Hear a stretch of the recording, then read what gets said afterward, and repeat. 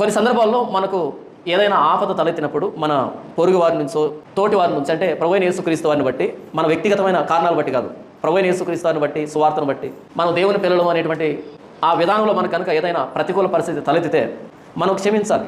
అయితే మన పక్షాన ప్రభు పగ తీరుస్తాడు, పగ తీర్చాలని కోరుకోకూడదు, కానీ ఆయన వదిలిపెట్టాడు. ఎందుకంటే ఆ ఆలోచన విధానం తప్పు కాబట్టి. దేవుని స్వభావం ఏంటంటే ఆయన న్యాయవంతుడు. దేవుడు ఎవరు? న్యాయవంతుడు. న్యాయం అంటే అన్యాయాన్ని సహిస్తాడనా? అసలు సహించడని. కానీ మనం ఏం చేయాలి? క్షమించాలి. ఎందుకంటే మీరు ఆశీర్వాదానికి వారసులు కావడానికి పిలువబడ్డారు కాబట్టి కీడుకు ప్రతి కీడు కానీ దోషణకు ప్రతి దోషణ కానీ చేయకండి అని పేతురు అంటాడు. మిమ్మల్ని ఒక చెంప మీద కొడితే రెండవ చెంప చూపించండి అని అంటాడు. మనం చూపిస్తాం, అయితే వాడికి చెంపలు కూడా లేకుండా పోతాయి. ఎందుకని? ఆయన కొడతాడు, మనం కొడితే మహా అంటే రెండేట్లు కొడతాం కదా. ఆయన న్యాయస్థుడు కాబట్టి ఆయన న్యాయ తీర్పులో అన్యాయస్తులు తప్పించుకోరు.